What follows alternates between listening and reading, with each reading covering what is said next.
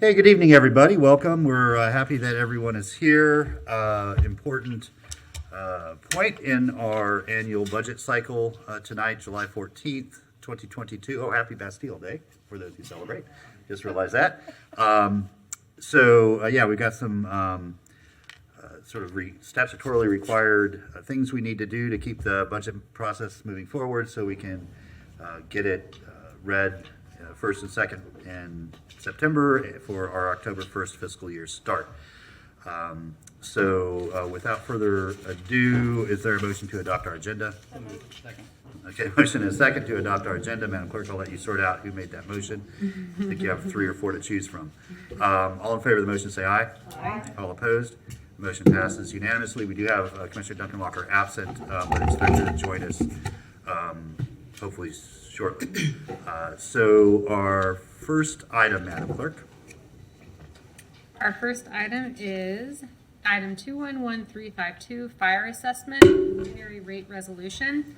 A resolution of the City of Gainesville, Florida relating to the provision and funding of fire services, facilities, and programs in the City of Gainesville, providing for the imposition and computation of fire services special assessments, providing for legislative determinations of special benefit and fair apportionment, describing the method of assessing fire services, assessed cost against assessed property located within the City of Gainesville, establishing the estimated assessment rate for fire assessments for the fiscal year beginning October 1st, 2022, directing the preparation of an assessment roll, providing for hardship assistance, providing for a method of collection, authorizing a public hearing and directing the provision of notice thereof, providing for application of assessment proceeds, providing for severability, and providing an immediate effective date. Okay, thank you. And Ms. Fiore, welcome. Thanks for being with us. Because this and the next item overlap, there was a request that the presentation be made at the beginning, and then we can sort of have a discussion about fire assessment first, and we'll read the next item. So, Ms. Fiore, I believe that you're prepared to do that. Is that correct? That's correct. All right, so we'll turn it over. Madam Manager, anything before we allow Ms. Fiore to get started? No, sir, we can move right on. Okay, very good. Ms. Fiore. Thank you. Good evening, Karen Fiore, Budget Manager. I got my clicker back. Right on. Slowly but surely, we're returning to Yeah. somewhat normal. So tonight, as you just heard, we would like to set the preliminary fire assessment by resolution, talk about the status of our general fund, our baseline adjustments, recommending operating increments, what type of budgetary levers we have. We have some discussion points to still talk about. We have recommended capital increments. We're going to talk about some other funds, our proprietary funds, and some of our capital funds. Talk about increments that are in those funds, and then we're going to finish with setting the proposed tentative millage rate by resolution. All right, thank you. And I forgot to mention at the beginning, but if there's anybody here that wishes to speak to any of these items, there's cards on the little tables next to each door, so you can just fill one of those out, turn it into the clerk. Will you wave, Madam Clerk? There we go. And she'll make sure that you get recognized when it's time for public comment. Go ahead. Great. So looking at the fire assessment, you've heard me mention this before. The fire assessment started in 2010 here at the city, and the intent was to cover 50% of the fire services. When we started, that was the case. We were at 78 FFPUs, which are fire factor protection units. And then we stayed at that rate for many years, resulting in falling below the 50%. And then in fiscal year 18, we addressed that, moving that fire service up to $101. That stayed for through 19, where we addressed it again, and in fiscal year 20, moving it up to $133 per FFPU. That $133 has remained through fiscal year 23 proposed budget. We're still hovering around that 50% mark based on our current budget. Next year, staff is looking into a new methodology for the fire assessment, and they'll come to you during the fiscal year 23 to explain what that new methodology may look like. Keeping it at 133 net factor fire protection units will bring in about $9.4 million for fiscal year 23. Moving on to the status of the general fund. When we left our last meeting in May, we had a deficit of $1.7 million. We mentioned that we were waiting for the June preliminary property tax number and the July final, and we received that. July came in really strong with $8.9 billion. This is an 11.8 increase over your fiscal year 22. That provided us $4.5 million in additional revenue over 22's budget. When we add this additional revenue to our baseline, that actually now provides us with a surplus of $1.7 million. As a reminder of the revenue that we have projected in the baseline budget, we now have that $4.5 million over 22's budget for the property tax. Miscellaneous revenues projected $1.5 million over 22. What you're seeing here is a shift in our way that we record our insurance tax. Our legacy ERP system had that in intergovernmental. We now have that in miscellaneous revenues, so that's $1.2 million of that. Half-cent sales tax and our state revenue sharing, I had projected that as an increase of 2%, which was an increase of $1.4 million over fiscal year 22's budget. We had a small utility increase based on GRU rates for $392. Very small increase for the fire assessment at a 1% increase. Local option gas tax and business tax, very small increase. And then you see the $2 million reduction in the general fund transfer by $2 million, and that will continue through 2027.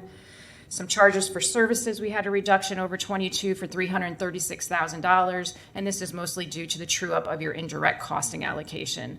And then we continue to decrease our communication service tax by 2% each year, so that was $73,000. Total baseline revenues, $149.4 million. And you can see from this slide, your greatest revenue source is your property tax at $47.4 million, followed by the GFT at $34.2. A total increase of your baseline revenues of 2.8% over 22's budget. On the expenditure side, looking at your major expenditures, it's easy to see that your personnel services is more than 50% of your total general fund budget. Total budget, $147.6 million, which is an increase of 1.6% over fiscal year 22's budget. As a reminder, what's included in that those expenditures were what we called last meeting, the core adjustments. We're calling them our operational service adjustments. So you've already seen these during the May meetings. This is just a reminder what is in that number right now. So we have some tuition reimbursement for some of our small departments, $20,000. You see here the 7 positions added for financial services to help address the accounting situation within that department. That's a total of $578,000.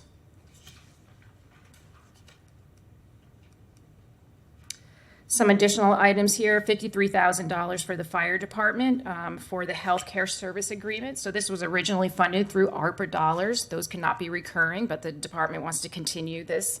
This is for patient reporting, so this will be a recurring $26,000. You have $30,000 that commission approved for the transfer of Bowler's Springs operation from GRU over to general government. 2 additional FTEs for Parks and Rec for the Sweetwater Wetlands Park. That's a very popular park that's understaffed. Commission also approved earlier this year $735,000 recurring for the transfer of the streetlights along with the increase in the utilities for $735,000 within Public Works.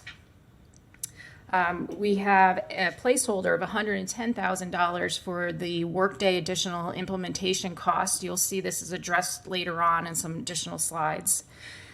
You have the transition of the rental housing inspection going from a contract to in-house. So here we're reducing that contract and adding 5 FTEs, and then 1.5 FTEs added to transportation around the GIS.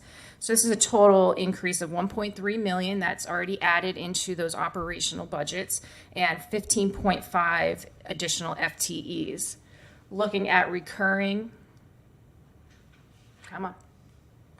recurring of that 1.3 is 1.1 million. One-time expenditures equal 218, and again, a total of 15.5 FTEs.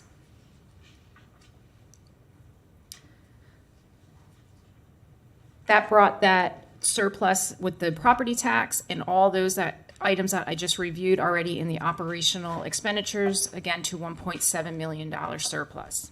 Since then, we still have some baseline adjustments. May was early in the whole budget process, so things are constantly changing. And some of those adjustments include, on the revenue side, trued up our transfers into the general fund from other funds for $164,000. We found out that our state single contract increased by $42,000.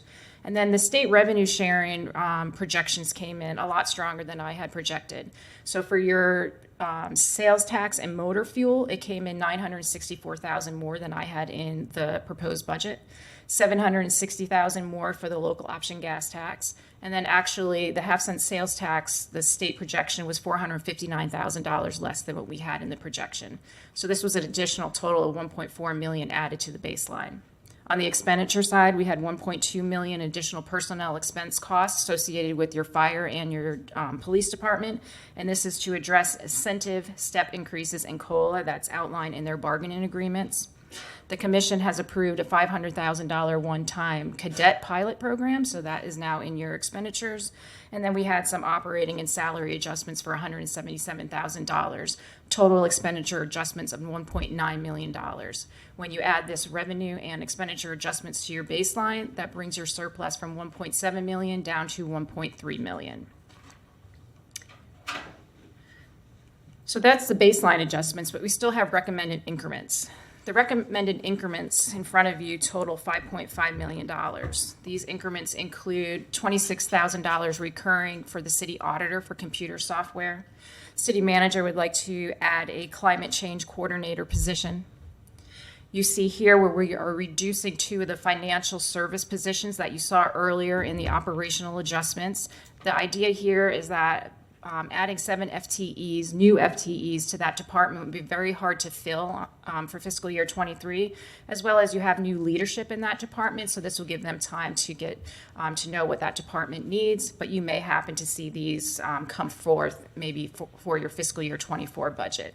Not saying that they're not necessarily needed, just not for this fiscal year. We're adding $85,000 for non-certified hiring for the fire department and an account clerk 2 FTE. $15,000 recurring for our team program. This is where you find your employee rally costs come out of. For the last couple of years, we've been using rolling funds for this. They have depleted those funds, so here we're actually asking to replenish those funds for that program. $625,000 for the body-worn camera contract for GPD, and $200,000 for the Reichert House contractual obligations. The next item is the downtown cleanup. The total increment for this is $750,000. What you're seeing here is that it's split funded between the general fund and solid waste. $450,000 will be funded out of the general fund, and that will be for operating as well as 2.5 FTEs. And then later on in the slides, you're going to see the other half, which is only going to be $300,000 for solid waste that will fund one-time operating as well as recurring and 1.5 FTEs. So total 750, total FTEs will be 4 FTEs. We're also requesting $500,000 recurring for the facilities department to address infrastructure needs, not only here in City Hall, but out in the Thomas Center, and $3 million for the Workday additional implementation cost. GRU worked with GG side of the house to find out what the need to address the ERP system. Their recommendation was actually greater than $3 million, but that is what we are proposing at this time. You may find in additional years that another request will be needed, but at this point in time, we're requesting $3 million. Just to give you a little bit more background, what will happen here, there's no way that we would spend that in year one, so you would have to transfer this to a rolling fund to allow you to continue to use this source of funding, the $3 million. And then $650,000 for the parking garage waterproofing. The parking garage has been flooding.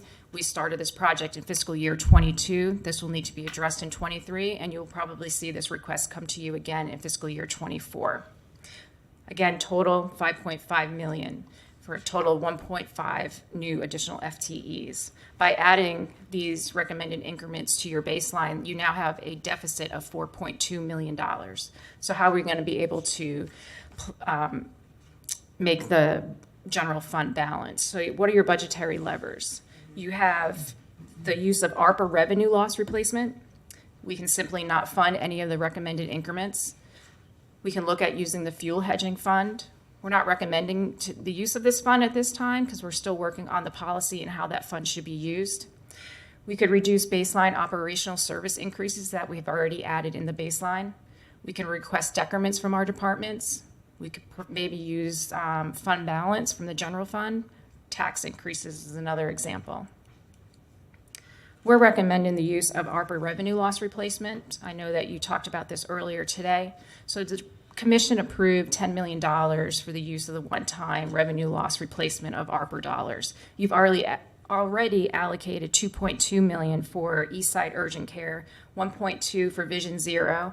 You'll see on your August amendment, $35,000 for Human Rights Coalition, $18,000 for your nonprofit capacity building.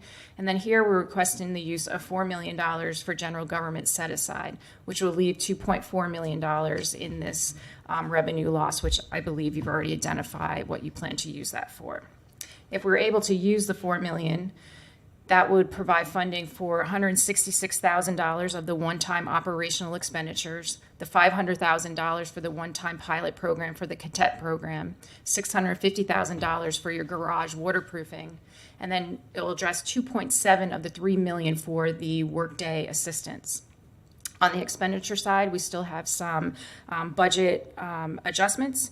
Here, we would like to decrease the personnel services by $114,000. And the reason here is that adding all those FTEs, the chances of you being able to hire all of them on day one is very slim. So we're adding a vacancy savings there for $114,000. And then removing the $110,000 placeholder that you saw earlier in the operational slides. So that would be a total reduction in expenditures by $224,000. Once you add the revenue from the ARPA of $4 million and the reduction of the $224,000, your general fund is balanced with a small surplus of $22,000. Some outstanding items around the general fund. We're still waiting for our communication service tax projection from the state. I look every day for that. We have not yet received that. Remember, we still have the 2% reduction already built in for this revenue source. We're just waiting for their final numbers. And then we still don't have all the commission increments addressed here in the general fund. We have unfunded increments, and the next couple of slides you're going to see, it's just for being really transparent. It's important to remember that when we start our budget process, it's really early in the budget or the fiscal year. We start end of January, early February, and the ask from the departments is provide budget staff with everything that you possibly might need for fiscal year 23. And they do just that. You know, they kind of give a dump what they need. And we have to, through the months, sort through that with the help of the city manager, working with all the departments to figure out, of all of those requests, what are we going to request to move forward. So the items you see here, they may not have made these recommended increment or baseline adjustments, but some of these items have already been addressed during the fiscal year. And I'll mention some of those as we go through. So some of the requests that are not funded currently include the talk show for $85,000. You see moving the two positions that we reduced from the operation for financial services. They're back now on the unfunded list. The fire department has $176,000 ask for such things such as maintenance of their fire station, ground maintenance, and increased travel. And then you see a $2.5 million request from the GCRA group. This was for a contingency for environmental review for 8th and Waldo redevelopment. They were being extremely proactive. Since then, we've had discussions with the county talking about the boundary changes. So again, being very proactive as a department if there was some type of contingency, if we needed to address anything there at that site. Obviously, this has not been moved forward as a general fund recommended increment. Human Resource has put in a request for a talent acquisition specifically for female hires. And then the police department put through about 2.2 million in additional requests. You saw in the earlier slides where we provided 625 for the radio or cameras and 200 for the Reichert House. And to address these additional needs, we would first look at their vacancy savings before we started to supply them with any additional budget. But as they start to ramp up on their hires in future budget years, you may have to address some of those items that are listed in the 2.2 million. Public Works requested $500,000 to address the small sweeper, and since January when they requested this, they've worked with Transportation and Public Works work together, and they've come up with a solution to address the sidewalk and the bike lanes. So again, that was something that early on that they needed, but they've worked through since. And the last item there, $425,000 to address the RTS app. So here you see it only on, oh, I have to change pages. Sorry. Here we go. The last item there. The two bottom items total 425, and that's the RTS app. And the only reason why you're finding it here on the unfunded list is because we have an opportunity to partnership with UF. And if that for some reason does not come to fruition, the RTS group is prepared to use grant funding for this app. So that's why you're seeing it currently on the unfunded list. Before I move on to capital, are there any questions for me on the general fund side? Do not seem to be any at this time, so please continue. Okay. We have a list of recommended capital expenditures. These would be one-time expenditures totaling a little over $3 million. It's important to note here that these will be funded through general capital project funds as well as miscellaneous interest earnings. So the funding for these have already been identified. The first item is IT upgrades here for City Hall for $400,000, broadcast equipment for $25,000. For the fire department, we have a total of $733,000, which will address SWAT medic vest replacement, the foam software, the SCBA replacement, and the exhaust replacement over at Fire Station 2. I would make note that this request for the fire exhaust for Station 2 has been a recurring request from the fire department that we have not yet been able to provide in our CIP, and it's very important for the health of those individuals. So this is not the first time that you've seen this request, but this is the first time that we're recommending the funding. On the police department, there's $957,000. And the first item there is $790,000 for the radio replacement. So this will be year one to address a 4-year lease. So you're obviously going to see this request coming in future years. It was cheaper to do the lease than to purchase straight out. And the other item is $167,000 for the police department, and that's to address the GPD parking lot repaving and security for that area. We have not addressed any needs there since that building has been built.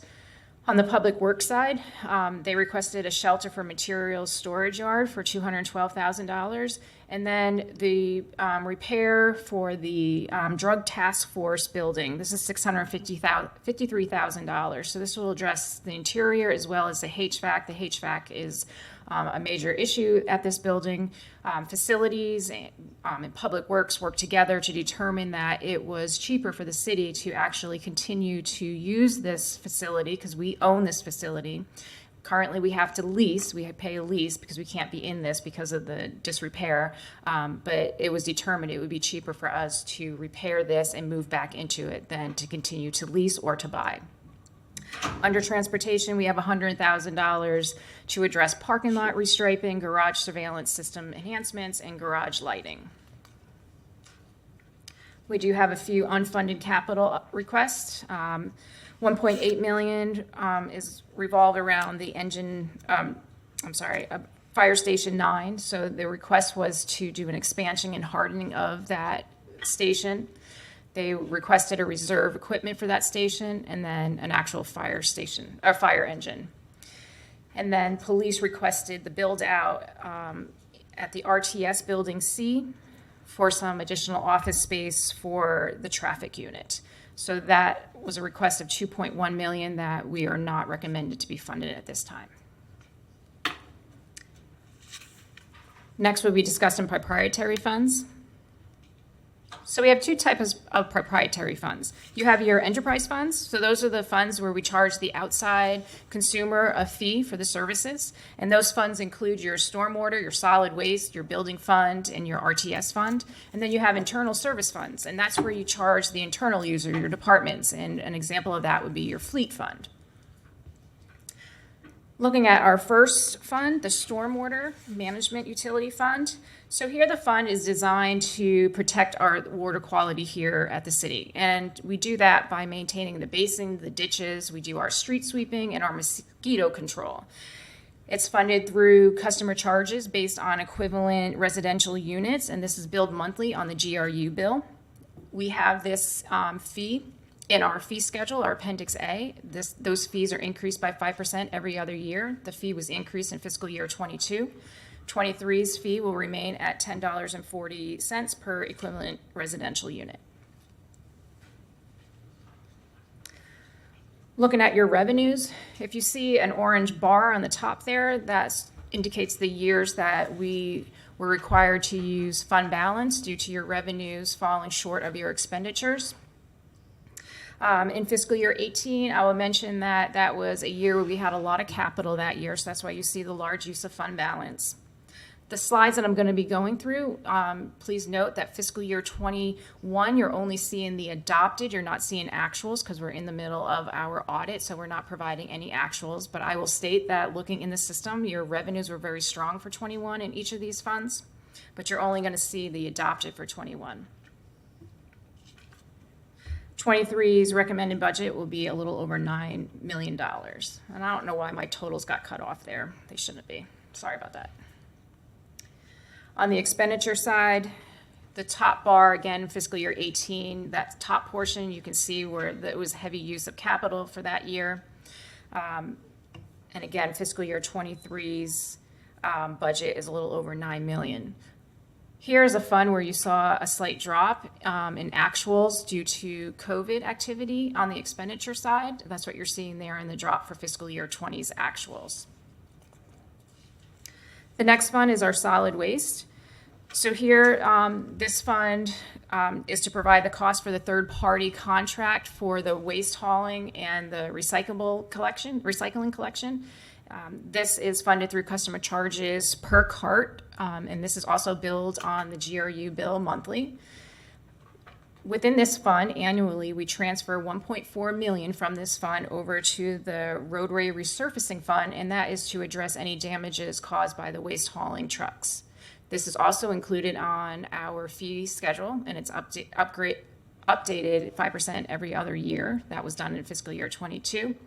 And we're currently in negotiations for a new contract for this. So once that contract has been finalized, you will see the department will come to you to adjust these numbers so your fee may increase for the consumer, and they'll do a budget adjustment for their revenues and expenditures.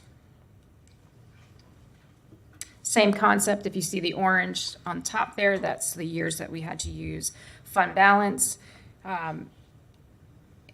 And here, the 23 recommended budget is a little over $11 million with a balanced budget fiscal year 23. The only thing to note here is that the top portion of these bars, that $1.4 million that I talked about, the transfer over to the roadway resurfacing, that's what you're seeing there on that top section of each bar. We do have a request. This is the other side of the downtown cleanup increment. So here's the $300,000 that would be in solid waste that will fund the 1.5 positions, some recurring and some one-time expenditures of $500,000. The next fund is your building inspection fund. So here's where you collect building permit fees. This is a very restricted fund. These funds must be used for building inspection and any supporting functions around building inspections. This fund is hard to predict, so there's collection is done for permitting. Your collection may happen sometimes 3 years prior to any of the inspections taking place. So if there's a year where you're not having a lot of new growth, you may see revenues down, but expenditures may be way high, and that's due to those are the years where those inspections are happening, but you collected your revenues in prior years. A new fee in fiscal year 22 has been adopted, and the department is currently working on moving that fee structure out of the chapter 6, which is our building chapter, and they're moving them now into our fee schedule, or appendix A. So these will be able to be updated 5% every other year, like the other fees that we just mentioned. Once that happens, you'll notice a 15% increase in the major permitting fees. Not all permanent fees had an increase, but the major ones did, about 15%. So 21 adopted, you're not seeing actuals, but actuals were very strong in 21. We had a lot of growth in 21. So when you see actuals soon here after the audit, you'll see that you're not using fund balance as displayed here on the screen. We're projecting to use a little bit of fund balance in fiscal year 23's budget. And we're being very conservative on the revenue growth. Expenditure side, something to point out here, more than 50% of your expenditures in this fund are related to your personnel services, which makes sense. That's your inspections that's happening.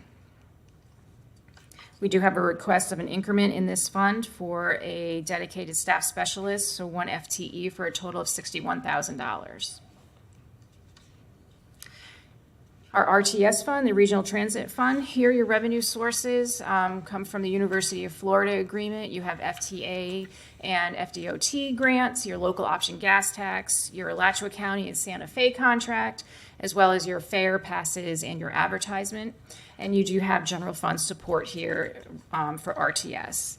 When you look at the revenues as a whole, budget will be $30.2 million for fiscal year 23, and you can easily see your largest revenue source comes from the UF contract, followed by your federal grants. Expenditure side, this also shows that your largest expenditure is on your personnel services, more than 50%. You can also see your 20 actual dip there. That's another area where we had a hit from COVID. And the internal service fund that we're going to talk about is your fleet management fund. Again, this is an internal service fund, so here's where we're charging the internal use of your departments. And the fund is set up for your purchase of your fleet replacement as well as maintaining the fleet facility. On the revenue side, the revenues are strong. The important part about this fund is that we must stay on top of what we're charging to the departments for the use of not the use, but for the services of the fleet department. So if we're not charging properly, then you're going to see where we're dipping into fund balance, and this fund should be self-sufficient. So we have to constantly keep monitoring what we're charging, what our fee structure looks like. The department's doing a really good job on that, so collection has been strong.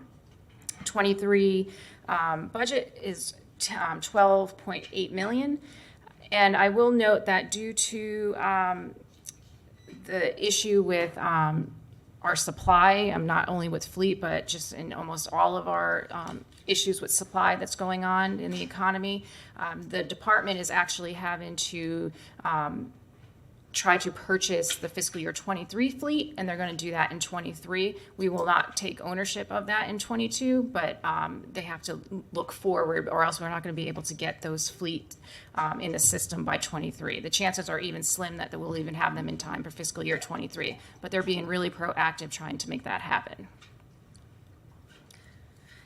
For 21, you saw a large expenditure there. We had a lot of fleet replacement that year, and then it's died off a little bit for 22 and 23.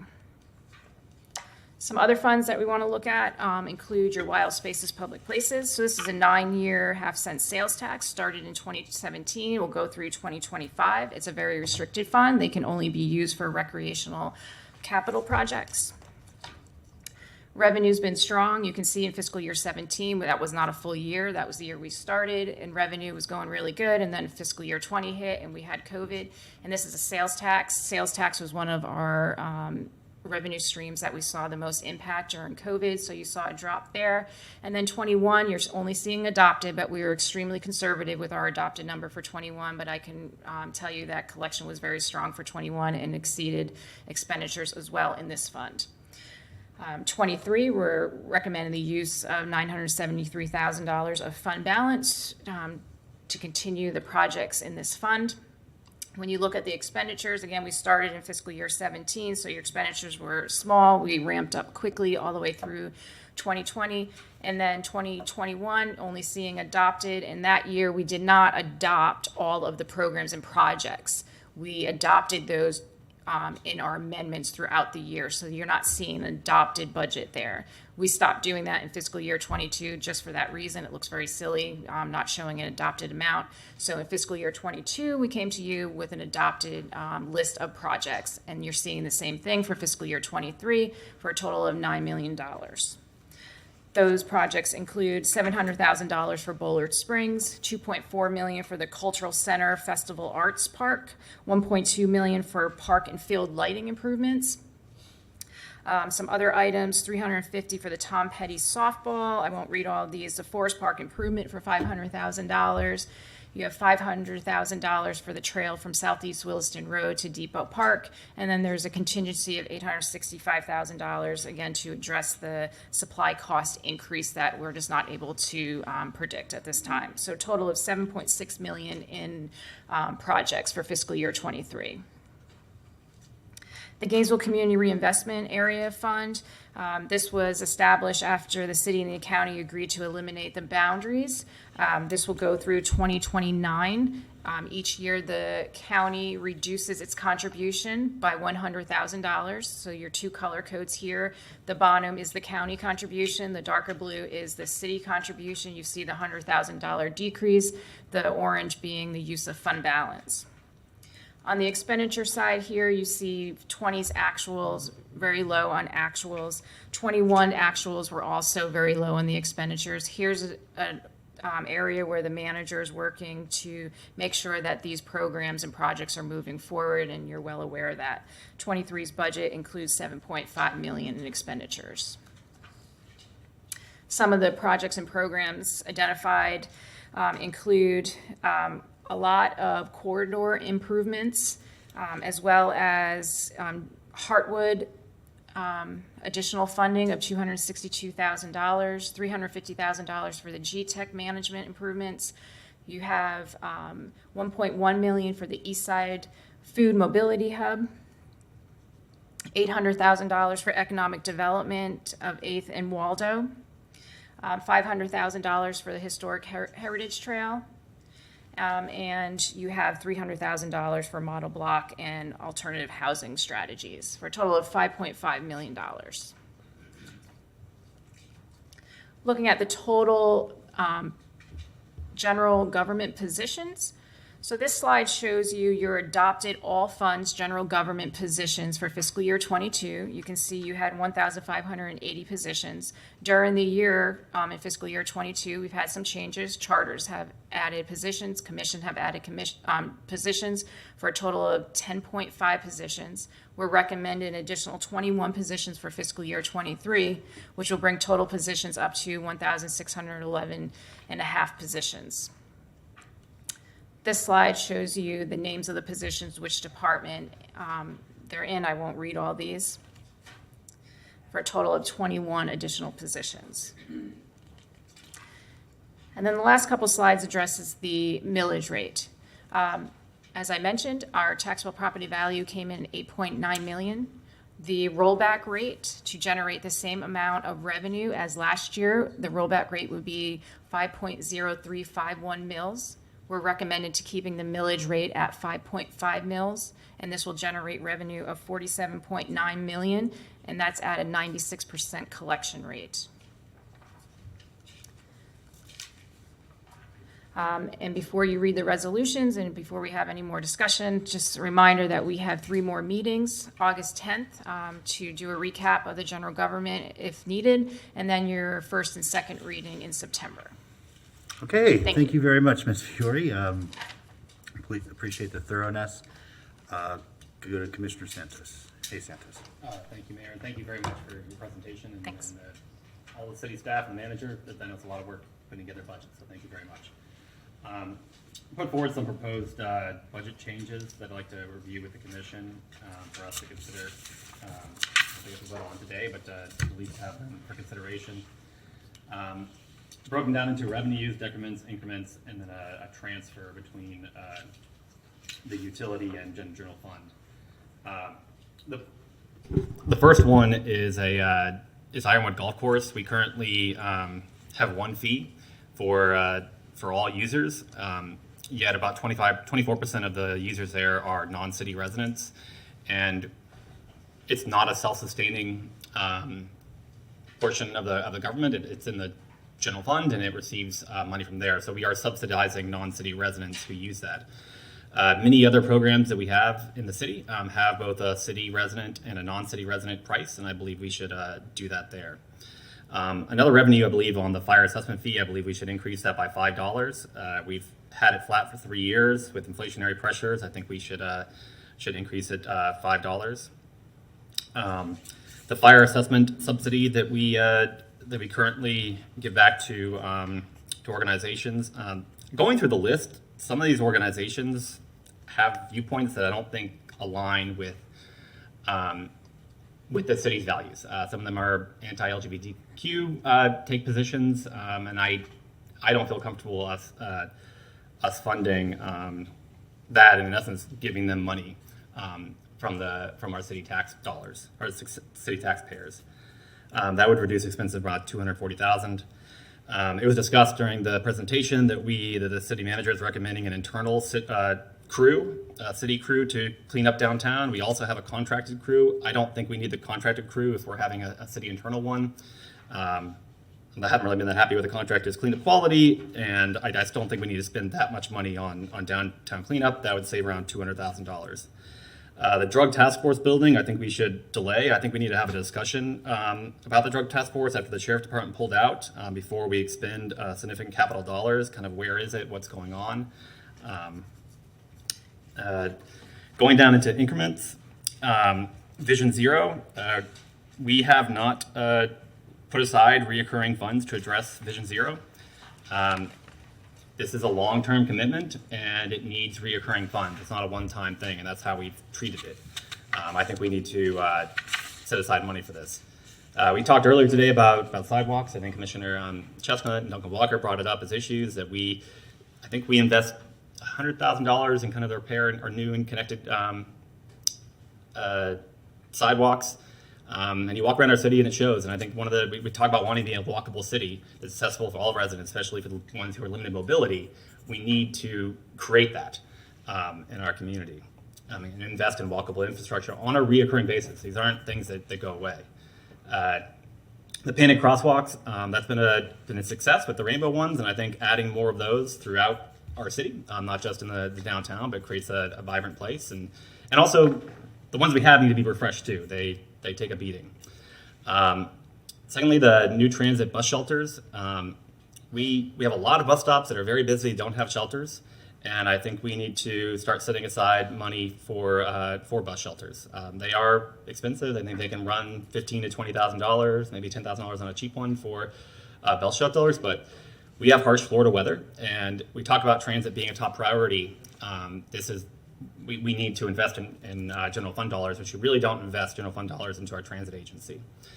Going on to increased wages for bus drivers, we are going into the fall. We are still going to be running at reduced service.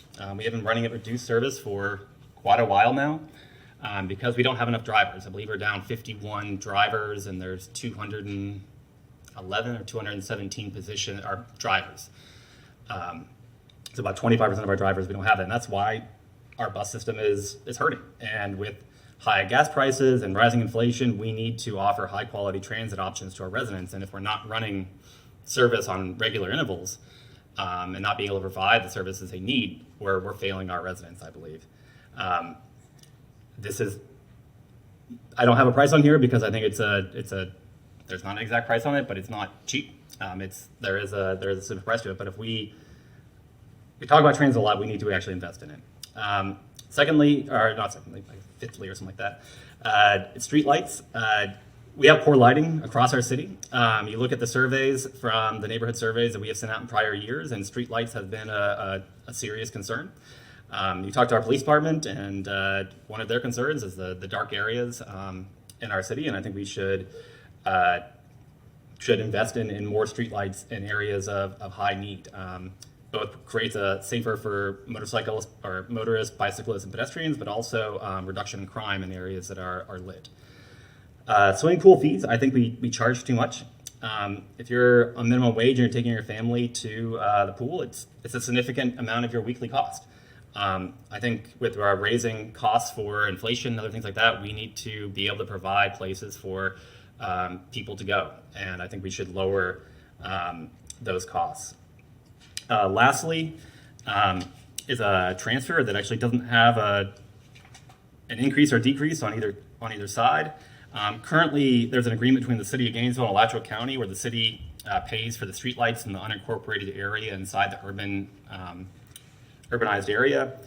In return for that payment, our GRU gets the right-of-way in the county free of charge. Currently, it's coming out of the general fund, yet and the city of Gainesville residents are paying all of it, yet it actually serves people who are not in the city. I think it would be a kind of a clear thing that if we reduce the general fund transfer and then pass this cost over to GRU, it would kind of true things up. It would be net zero cost between each side, and we would also lower the general fund transfer as well. Right now, we have an artificially inflated general fund transfer because of this. I think that's around $1.2 million or $1.4 million that we would be able to reduce the general fund transfer and kind of get it under the right accounting category. When you're looking at the revenues and the decrements, it covers the increments with the exception of the increased wages for bus drivers. That's a more difficult discussion point.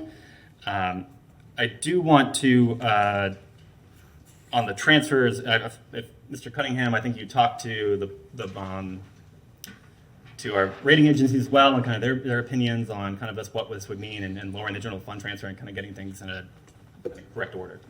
Yeah, Mr. Mayor, so our CFO, we consulted, and as long as it's the reduction in the GFT matches that increase in cost, then it's not a negative thing from a rating agency standpoint. And I agree that could be something we could do.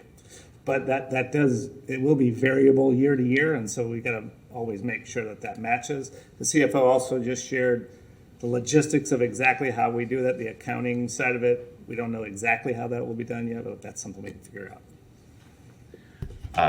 Thank you, Mayor. And I support having the millage at the proposed rate and just on the fire assessment fee, raising it by $5. Thank you, Mayor. Okay, thank you. Commissioner Chestnut.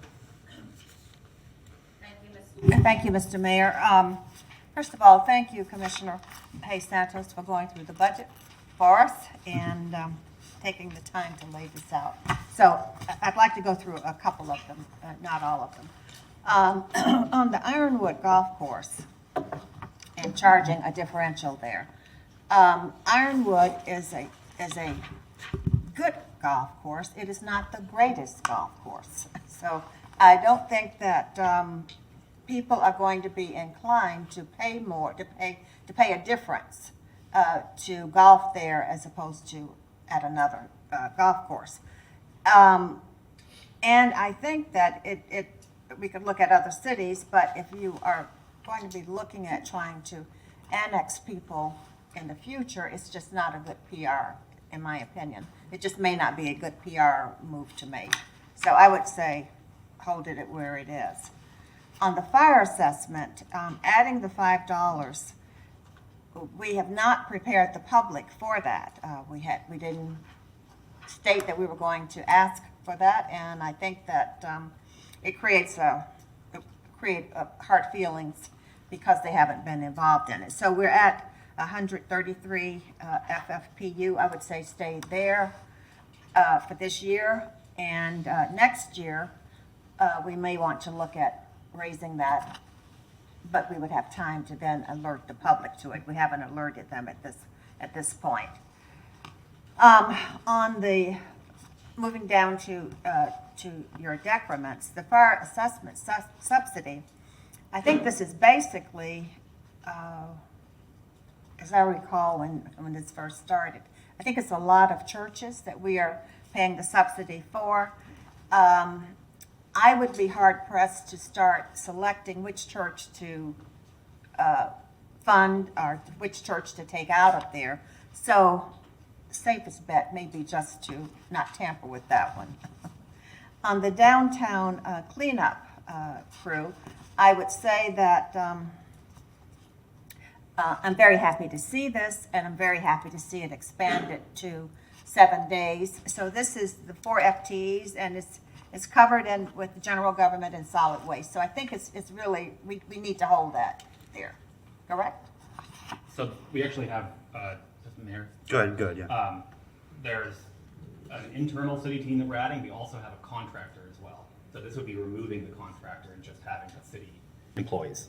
Is your recommendation, just remove it, okay. But not having outside contractors. Not just having the outside city employees. contractors, okay. Mr. Mayor, if I might Go ahead. add, the $750,000 does include a contract, but but the recommendation is for 7 days with the cleanup detail. 4 days with our crew, Monday, Tuesday, Wednesday, and Thursday, and Friday, Saturday, and Sunday would be done by the contractor. So the $750,000 includes the $200,000 for the contractor for those 3 days. So, And for the current fiscal year, I forgot to add, for the current fiscal year, we did do the contractor for a couple of $100,000. But we used salary savings to pay for that. So that 200 is now rolled into the 750, which would allow us to have 7-day cleanup service around the downtown area. So to restate that another way, just so I'm understanding you, if we were to remove this $200,000 as suggested by Commissioner A. Santos, the Thursday, Friday, Saturday would not be covered. No, we would be pressing the crew. Or which I is shouldn't say already- that.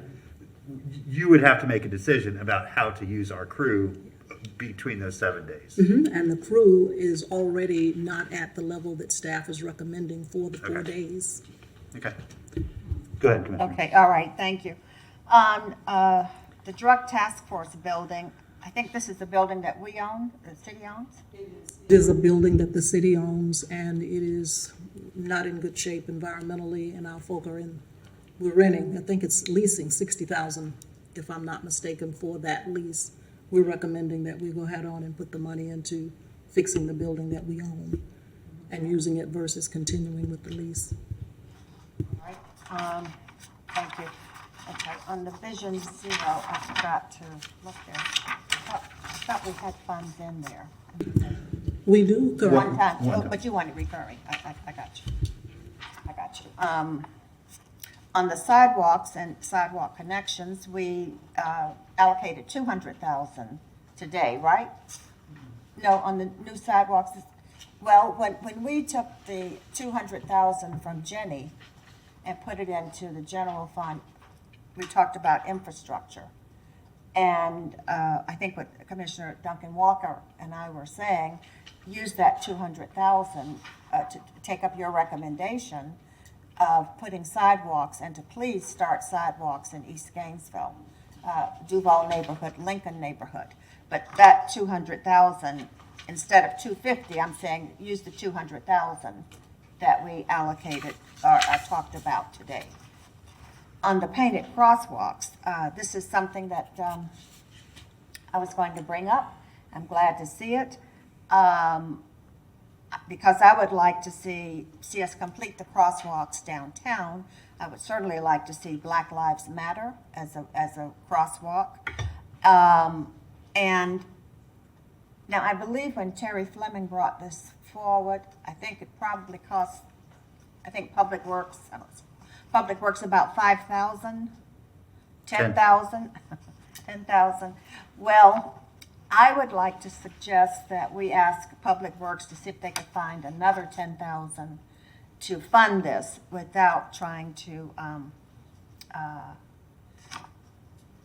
without us trying to find additional funds. But I think we could find 10,000, fund Black Lives Matter, and maybe a couple thousand to replenish that which is already there, hopefully.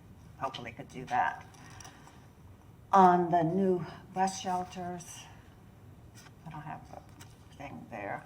On the wages for bus drivers, I think did we not just negotiate I think in October, contract? if I might, Mr. Mayor. Okay. I think in October of 2021, there was a ratification of an agreement that has some step increases in it for October and January. So I do believe that there was a 2.5%.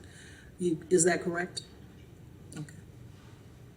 I think she's saying yes. talking to me or someone behind.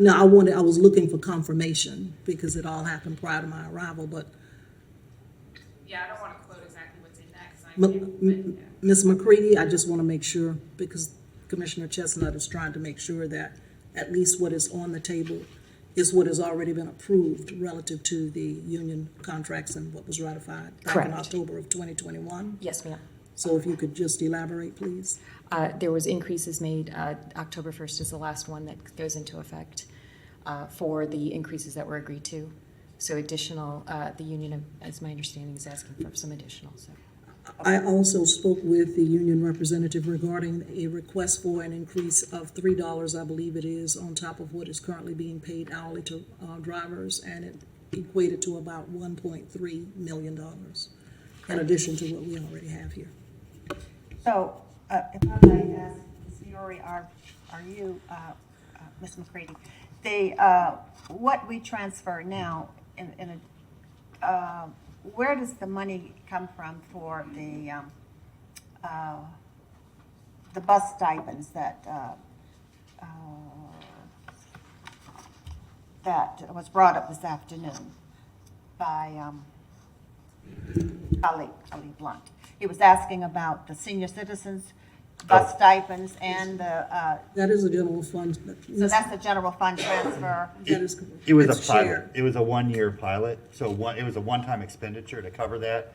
It was not set up to be recurring at that time. So that's why I said it was expiring in October. I see, okay, so And there's a complement from the county to support that as well. support that. So that, we would look at that as part of, We actually have that built into the baseline I see. as a transfer from the general fund to RTS for fiscal year '23. Great. okay, all right, thank you. On the swimming pool fees, I agree with you. I think we want to do that. It's my understanding that comes to about $3,600. There's a minimal amount associated with this swimming pool fees, and I believe it is about $3,600. Is that correct, Ms. Fiore? Yeah, so based on the actual usage this year, I ran the numbers for adult usage and child and seniors. And if we were to have changed those fees this year, you would have seen a reduction about $3,600. So it's not much that we would lose on revenue. Of course, that's not a full year, and we have one of our pools that's been down all year. But to give an idea, that would be about $3,600. Okay, and, thank you. And then on the transfer, I agree with you there. I think Mr. Cunningham agrees, everyone agrees on that. Now, I agree with the millage as presented. I think that I'm not sure you have the opportunity here to really tinker with that tonight. So I don't think we can tinker with it. And I am suggesting on some of the items that you have raised, that we adopt them, but we adopt them because we can adopt them within the budget as it is now, without changing the millage. So that's my recommendation, and thank you for your hard work. Thank you, Mr. Mayor. Thank you, Commissioner. Commissioner Sacco. Thank you, Mr. Mayor. Ms. Fiore or Chief Scott, newly minted Chief Scott, I have a question about the body-worn cameras. If whoever feels most comfortable. Cool.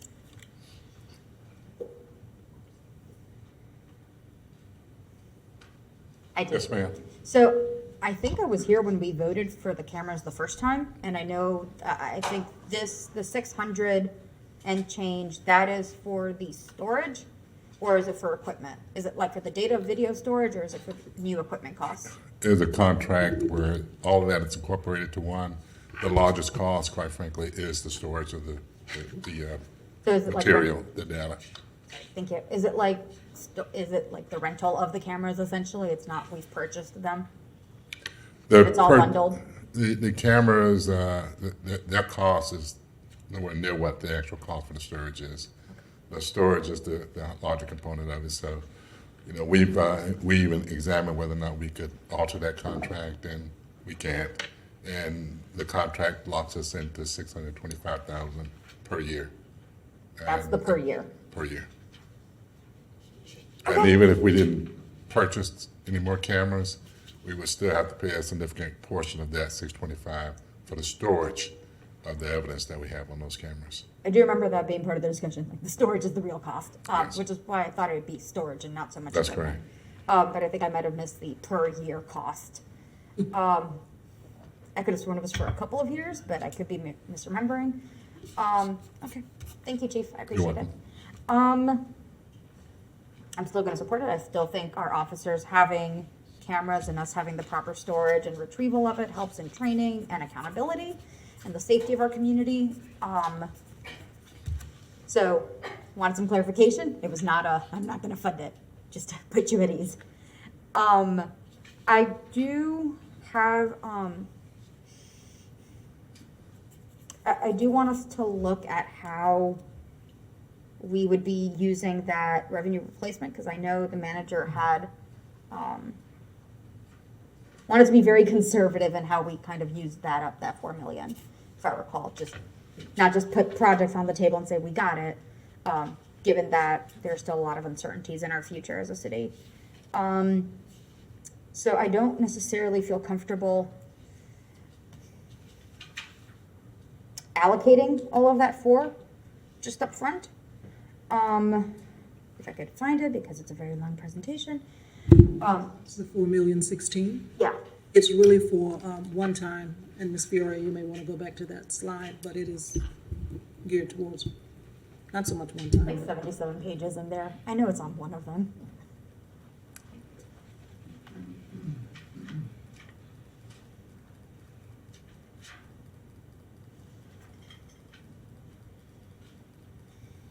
Are you saying my presentation's too long? It's perfectly detailed and I love it. I don't know how to do Control F on a Apple appliance.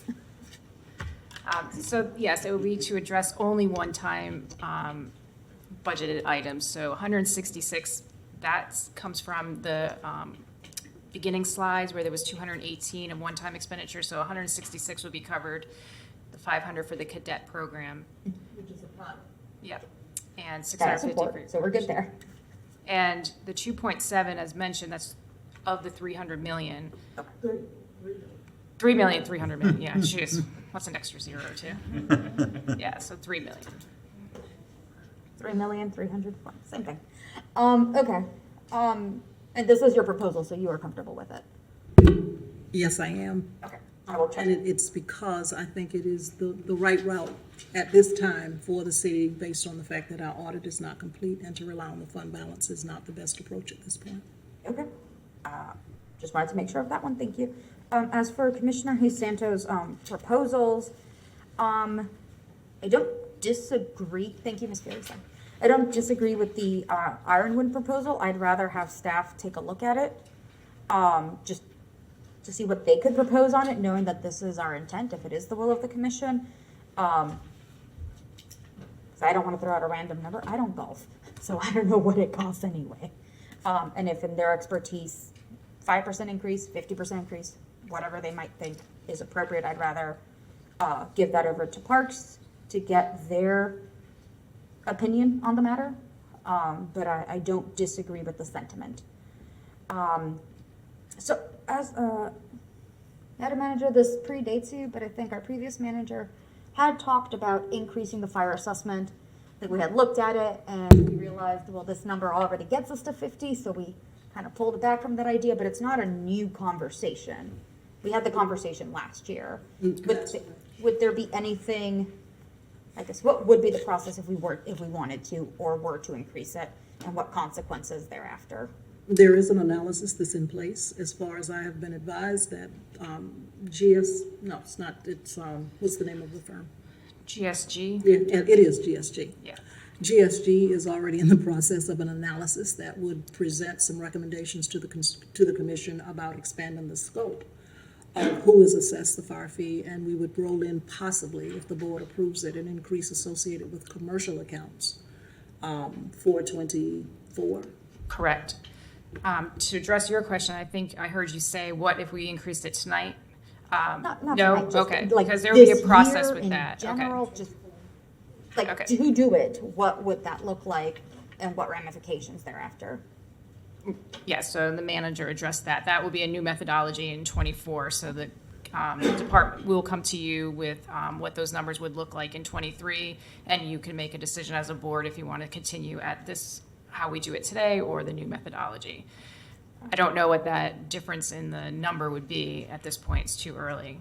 But it's important to remember, though, that the resolution tonight we need, just for the property appraiser gave us an extra day on submitting this information. So we are in like a little important place right now that we need to make a decision on that. So if you just were to change it, we have to change the insert for the trim notice immediately and the resolution. I ask because I don't want us to be Ocala Yeah. and Okay. then have to pay back several millions of dollars. So No, we're still under, on this methodology, we're still under the 50%. We're close to the 100%, so you're safe there. You also questioned something about the ironwood. So this whole discussion about bringing, charging an extra fee to non-residents came up last year. It's come up in prior years as well. And the department did an analysis for the commission last year, and it was determined that we would not move forward with that. So I'll ask the department to come up here and give a little bit more information, but it was determined that the actual number of individuals that were not residents of the city has been declining year over year. And the amount of work that would be necessary from the department to monitor this would be a lot more. And the amount of revenue that you're really going to receive at the rate of the amount that people are coming from out of town today would be very small. It would be at about $30,000. And that's if it continued at that rate. You may see a decline as well. Did you want to make any? Good evening, Mayor, Commissioners. Roxy Gonzalez, Director of the Parks, Recreation, and Cultural Affairs Department. So Karen's correct. Back March 30th of 2021, previous city manager Lee Feldman asked us to do some type of cost comparison as to how we would look if we were to charge non-residents an increased rate to come out to Ironwood. So in doing so, we did one that showed an increased rate at 10%, 15%, all the way through to 50%. And the reality of it is that it came out to a very, very, very small difference in revenue.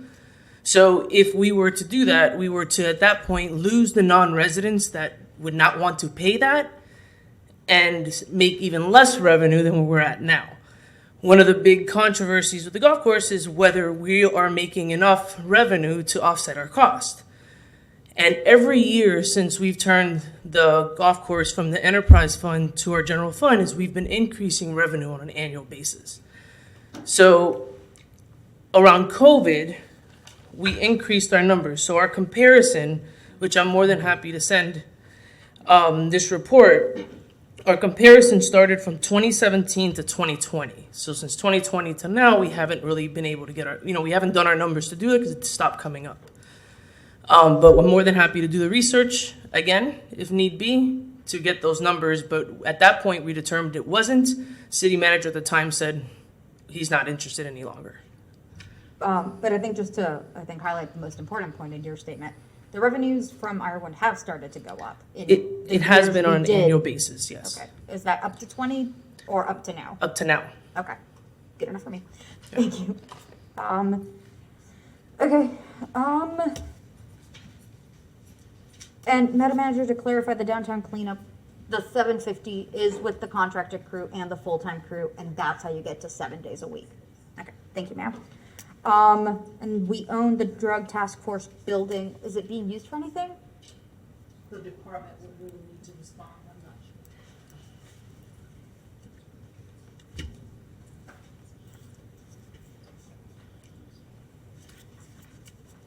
We do not fully use that building because there are some health concerns reference the way the HVAC system is set up and some other issues there which have to be remediated. So we lease the facility, and that's where we primarily stage our folks. We do have some equipment, some other items that I don't really want to talk about, that are stored there, and have some security concerns with that. But as far as working day to day out of that building, we can't. It's not something that would be advisable at this time. With these improvements, you'd be able to fully utilize the building? Could With you- these improvements, would you be able to fully utilize the building? Yes, the plan is to rehab the building and move our folks back into that facility. And if we were at a position where we could reincorporate with the sheriff's office, that's the location that we've used previously, we'll be able to use it again. But even without the sheriff's office, if you rehab the building, there is Yeah, we- GPD use Yes. for it. We currently have a need to have that facility, that space. We have other partners that we deal with, and yes, there's a dire need. The cost to the facility that we're using now is incrementally being increased. I know the building was just sold, and so we could have a more substantial increase than what we've already agreed to. Thank you, Chief. You're welcome. I don't disagree with having a recurring fund for Vision Zero or the sidewalk bus shelters. Those are recurring increments that should be recurring that I don't disagree with. Infrastructure is one of the main focuses of municipal government.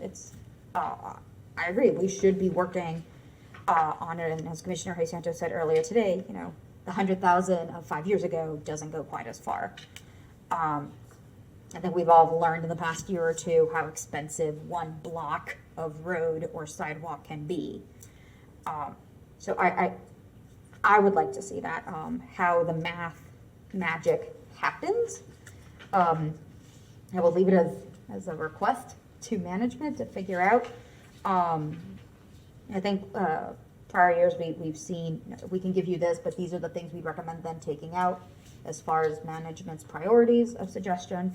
But we live in Florida, it's either raining or burning. And having bus shelters that are exposed with bus routes that aren't, a wait of 10 minutes, they are longer. I think it's something we desperately need. Ms. McCready, sorry, I know we increased the wage for our bus drivers, but I don't remember to what, or how much the step plan would make it. $16.25. An hour? Yes, Okay, and how much would it be like next year? What's the step? that is the max. That's the max. That's the top. What is it now? That's what it just got to. Oh, we are the Yes. top now. Yes. Okay. Thank you, ma'am.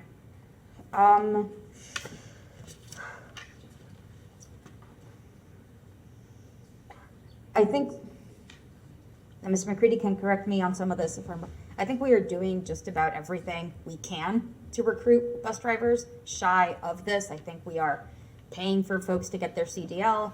We are doing like hiring bonuses as well. We train in-house to get your CDL.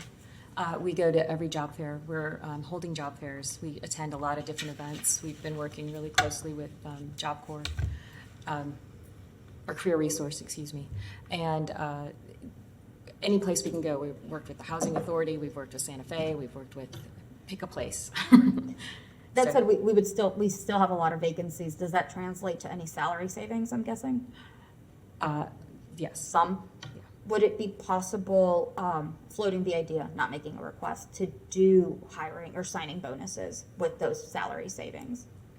That is a union question, too, that we have to negotiate. Ah, And with HR. Okay. If I might intercede, I've actually spoken to Scott Hefner about the potential of some kind of an incentive, and he's looking into it. Okay, I think that's how, I think to not renegotiate everything again with the union, and really to entice folks and then show them that it's a great place to work, especially if you go full-time and we give all the benefits. I think a bonus, a sign-on, some kind of incentive might be the way to go rather than raising wages across the board. So long as there's a way to make sure those folks who have stuck with us aren't being left behind. So I think rather than just increasing and saying that'll fix it all, it's kind of a reassessment of what can we do to keep folks from leaving, which I think is the bigger question across the board for the city. How do we keep folks from leaving and how do we bring new folks in? But to see if there's anything specific under mobility or under RTS that we could do, that plays more to that arena. Thank you, ma'am. I think I put street lights under sidewalks. It's just general safety of our community. As far as the crosswalks, I'm pretty sure that although it cost $10,000, we didn't pay for it. We were reimbursed for it through collection of private donations. Am I right? That's correct. Yes. So we didn't actually pay for it. I would love to see more public art in our city. I don't know if this is the budget to try to pull that out of. If there is like another fund, either through Wild Spaces, that could do it, but we have to prioritize. And while I love public art, I'm gonna pick a sidewalk over public art.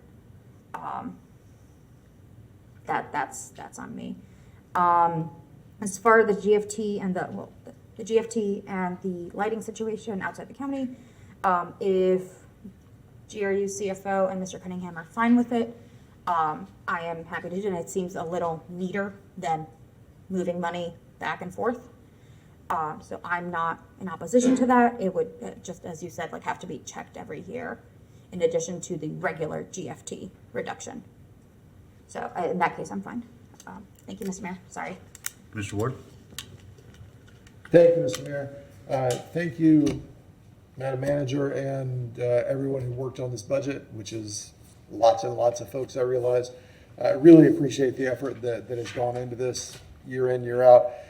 I am supportive of maintaining the millage rate, maintaining the fire assessment fee as is for the sake of moving this forward, and because we are in the second year of a 2-year budget.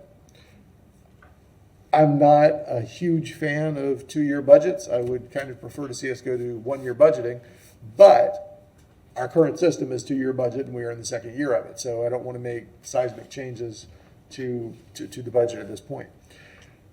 Going down the list, and thank you, Commissioner Santos, for bringing these items up. They're all worthy of discussion, certainly. It's always funny to me, having spent time in the private sector, and doing marketing a few years ago and doing fundraising, being somebody who is comfortable asking for money, I would not refer to the issue at Ironwood as charging people more for who don't live in the city, but rather giving city residents a discount. It's all about how you term this stuff.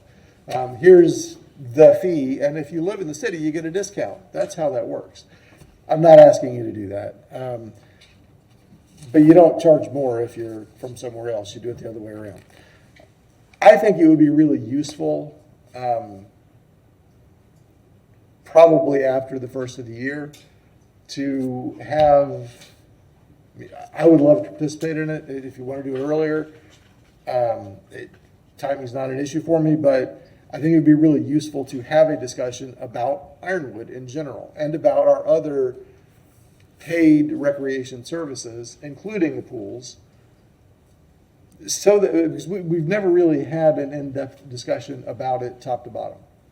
We know that it exists, and every couple of years we have a discussion about how much we charge to use Ironwood, And every now and then we talk about how much we charge for the pools, but we don't really ever have a discussion about all of our paid recreation services and how that works. I think that would be a really useful workshop for the city commission to have at some point, so that we have a better understanding of what it is we're paying for in these budgets. I think that would be remarkably useful. Speaking of the pools, yes, I would absolutely be in favor of lowering the costs. Honestly, I would be in favor of removing the costs entirely, but that's just me, and that's a discussion for another day. For now, I would certainly, since we're talking about less than $10,000, I would absolutely be in favor of reducing the cost. The subsidies for the fire assessment, that's a big ask. That's a lot, and it's something that if and when the city commission chooses to have that conversation, it shouldn't be in the second year of a 2-year budget, and it should be something that we should be prepared for a full-throated community discussion about. So I'm not supportive of that at this time. But if we want to do it at some point where there is opportunity for that big discussion, we should be prepared and be willing to do it. Downtown cleanup, the way I think about it is $750,000 at the manager's discretion and department's discretion to keep downtown clean. I always prefer to insourcing rather than outsourcing, but that's a preference, and I'm not the one doing the hiring. So I am for leaving that at $750,000, and Madam Manager, do the best job you can 7 days a week with that amount. I'd love to spend more because, as you know, keeping downtown clean is a priority. The drug task force building, to me, is not a police public safety issue, it's an infrastructure issue. We have a building that we have not maintained, we should maintain it. Or choose to not own it anymore. One of those two things. But we should not maintain a building that we know is coming apart and have the capacity to maintain it and not do so. So I want to leave that in there. I would absolutely love to fund recurring Vision Zero investments, recurring sidewalk investments, recurring bus shelter investments, recurring streetlights. We should be making those investments regularly, but it's too late in the discussion to me to add that this year, particularly when we have been able to add some of that through ARPA funds recently. I'm happy that we've been able to do that. Looking forward, the commission needs to be prepared to find a way, when we're not in the second year of a 2-year budget, to institutionalize annual investments in our infrastructure specifically for those. The painted crosswalks, I'll bet that we could get some more private funds to help us clean those. But yes, we should be looking at new opportunities. Again, it's not a lot of money, and art on our streets is a very good thing. It brings people downtown. You see people taking selfies with the painted crosswalks. I'll promise you they're coming here and spending money when they do that. And if we had more and different ones, they would do more of that. So not only is it the right thing to do, it's a positive economic development issue in a tiny way. So I would support finding some funds to do that. I don't know if 25 is the right number, but if we could find some funds to do that, I'm sure we can find some private funds as well to add to it. Our bus drivers. So we were really happy to get up to the wage we're at, the wage floor we're at for bus drivers. But I learned yesterday that the school board, Tuesday, that the school board has caught up with us, or almost caught up with us. So we are now competing with school bus drivers. Now, it's true that they're still doing split shift, so it's still better to work for RTS if you're watching from home. You definitely want to be driving for RTS. But we need some way to catch up. I wonder if rather than signing bonuses, there is such a thing as a loyalty bonus or something like that. I don't know. It's not my world, but anything we can do to keep drivers on board or to attract more drivers, I am absolutely for it. I know that $1.3 million is a huge ask, But if there is anything we can do through salary, say unspent salary savings, I would like to try to find that meta manager, and I know that you would too. I know this is not new information for you, but yes, I would like to see if we can do more with that. As far as changing the transfer question, sure, GRU should be paying for those lights in the unincorporated county, and I'm more than happy to support that change, with the understanding that there's an equal cut in the GFT to even that out. I think that's, as long as both managers can figure it out and our bond counsel and finance folks don't see an issue with it, it makes so much more sense to me for it to be in the right category, because it's not in the right category right now. Okay, thank you. Mr. Mayor, if I Go might. ahead, go ahead. I'll wait if there. No, go ahead. Melissa McCready, I'd like to ask her on the Vision Zero, because I know we did put the 1.250, I believe it was from ARPA for Yes, Vision ma'am. Zero. But I want to make sure that you can share all of the other resources that are still pending being used. Yes. So we can. So when the Vision Zero action strategy was adopted by Commission, there was a 5-year plan also adopted. Totals about $16 million worth of projects over 5 years. We have funding cobbled together from various sources that includes American Disabilities Act funding, a grant from the Florida Department of Transportation, the ARPA funds. We have the general fund of $750 that we were also given. We have roughly $6 million in TMPA funds, the Transportation Mitigation Funds, as well as we have partnered with Wild Spaces to leverage funding, and then we also have the $110,000 a year that we get for sidewalk funds. So roughly that comes out to funding most of the 5-year plan. There's still a shortfall of around a couple $1 million, but for right now, we have funding to get us through the first 2 to 3 years of the 5-year plan. Thank you, Mr. Creedy. Commissioner Ariel.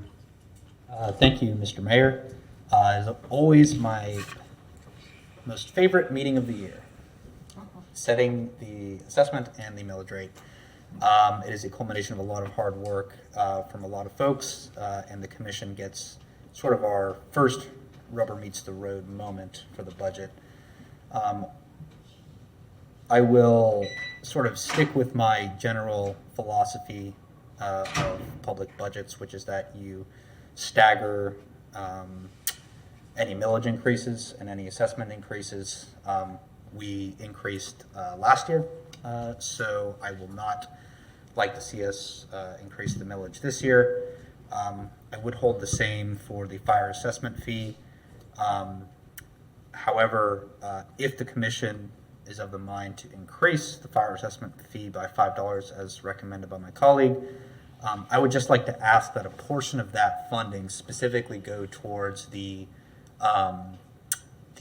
most pressing demands for their infrastructure for some of the stations. That was one of the things that I heard the most from the firefighters, which is that there's a number of facilities that are in disrepair. So I would like for that to be where we put that additional funding for. And as for all of the increments and decrements listed, as long as we can fit it inside a budget without increasing the millage, it'll have my vote. So thank you for bringing all of that before us.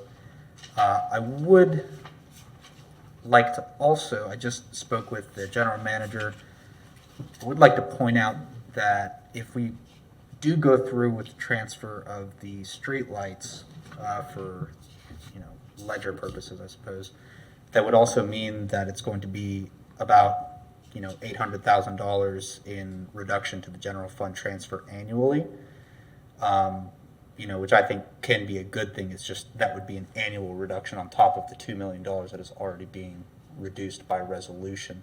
Now that resolution is only good for, I believe, another 4 years. So we've already had 2 years now. This is year 2 of the resolution, right? So there's 4 more years after that. Of course, it's entirely dependent on the commission sticking to that fiscally responsible resolution. But I think this really adds to it as well. So all in all, I think we're set up for a good budget year. Personally, I would like to see 3-year budget cycles, but that's another discussion we can get into. Not gonna start that tonight. Just had to have a different opinion, of course. But I think that we can. I think we can get most of this in the budget as is. But like I said, it's going to have to be within the framework of not increasing, and then someone's going to have to make a strong case for increasing the fire assessment, and then it would have to go towards the infrastructure needs. So, thank you. All right, thank you all. And Madam Manager, thank you to you and your team. It's been 7 months of work that's gone into this. So let me start. Let's skip to the last page of the mystery novel and find out who done it, and then I'll kind of go backwards through some of these individual items. I'm not going to vote to increase the millage or the fire assessment. We are in a 2-year budget, and I'll kind of go through some of these other items. For Ironwood,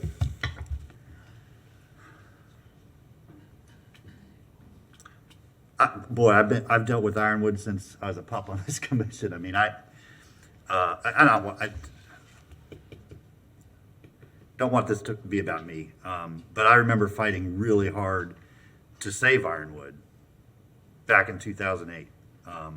There's a big move to get rid of it, and I still think that is one of the real jewels of the eastern part of our city. It's something that we as a community should be proud of, and it's come a long way in that time. I've been playing there since I was a little kid, and what it is today versus what it was back then is pretty remarkable. I also think there are a lot of opportunities out at that site that are being unrealized, both long and short term. It will not be up to me to make those decisions about how to greater leverage that property and that location. It'll be up to 3 and perhaps 4 of you and some new colleagues to do that. Who knows, maybe I'll show up at public comment every evening and talk about Ironwood and bang my fist. Probably not. Probably not. I'll do it in 257 so I can give you a smile. No, God. Please don't allow me, please trespass me or issue no contact order if you see me starting to do that. But nonetheless, I mean, I think we've talked about everything from potentially, sort of a hotel type facility going out there to something more modest, where you could have some gaming going, not gambling, but sort of golf video games going on in the nighttime hours, and some things like that. So anyway, I don't. Golf is a very elastic recreational item, and you start messing with the price, you're going to see people, because people will drive for golf, and so if they're going to drive all the way to Ironwood, they're also going to drive to a bunch of places in Ocala and out towards Lake City. And I mean, it's just that there's no real upside to that differential. I mean, Commissioner Hayes, I get the sort of philosophical reason, but it's just there's not enough benefit there. I'm unwilling to do anything with fire assessment. We are going through a very deep dive into a new methodology that will be starting imminently, I'm assuming. I think that we definitely need to wait to get the results of that back. I believe the next commission is going to have some big decisions to make about that, including how to spread out, not just what the fee is, but how it gets distributed, and the subsidy will be one of those. So I'm fine to leave well enough alone right now. I'm with several other of my colleagues. Madam Manager, you've got a budget to keep downtown clean. Figure out the best way to leverage it. I am inclined to allow for the drug task force building to be just brought up to a basic health and safety standard, and some functionality. I mean, if it's a storage unit right now, which it sounds like that's what it is, we can do better. I think that GPD has been judicious and really held off on a lot of requests. So if this is in front of us, I know that it's important. Now, with what I'll call the health and safety items, Vision Zero, sidewalks, crosswalks, and shelters, I'm 100% in on the fact that we need to have more in the budget for that. I also am convinced that what we have already identified and either have in the budget now or will be soon coming is more than we have the capacity to do in the next year. In other words, we have all the money we can spend over the next year with the staffing and supply chain issues and everything else. But I am going to tell you a little bit, so I said I wasn't going to make this about me, but in my first year, I was on the Public Works Committee, and I served on that with Thomas Hawkins, and I forget who the third was, but we really started digging deep into our city road maintenance program. And at the time, we were spending about $200,000 a year on road maintenance, and we just decided that was absolutely inadequate to keep up with it and also keep our roads safe, and mainly neighborhood roads, right? So we worked with staff. Let me rephrase that. Staff worked really hard with us to bring us back a proposal, bring the commission a proposal to increase that fivefold. And because of that decision, 10 years later, now more than 10 years later, we have a very sustainable and well-run road maintenance program. In fact, and you all know this from the phone calls and the emails and the Publix Deli chats that you have, when people bring up a road that they have a problem with, it's almost never a city road. There's a couple, but they're almost all either state or county roads, and that's because we've really invested and come up with a recurring source that makes sure that on a regular basis we're assessing and then prioritizing road maintenance. We need to do that for bus shelters, we need to do that for the other ways that we get around to make sure it's in there. And if you all are able to do that next year, if you as a new commission are able to come up with a dedicated funding source and a expenditure split between those different things that I've heard you all say are priorities, and I know that you believe that, then 10 years from now, you're not going to have people complaining about bus stops. You're not going to have people complaining about sidewalks and drainage and things like that. But you've got to do it next year to start seeing the impact of that a decade later. So I really encourage, again, I think that with the money right now, they've got what they can handle. But please, please, please, for those of you who are going through these deliberations next year, and I'll, sort of ask the manager, Ms. McCready, that come to the commission with a sustainable funding plan for all that, because all of those things, the lack of them affects our most vulnerable neighbors way disproportionately. And so we've got to come up with a better recurring source for all of that. So I'm glad that you brought it before us, Commissioner, because it needs to be highlighted. I think in this 1 year budget, there's enough. There's all they can handle for that, and then the recurring part needs to come next year. The bus driver issue. So we are in the last year of that contract, right? October 1st will be the last year of that 3-year contract. So we're going to start negotiating with the bus drivers in a few months. We meaning probably you all, yeah, someone besides me and Adrian and. Well, that's it, maybe. I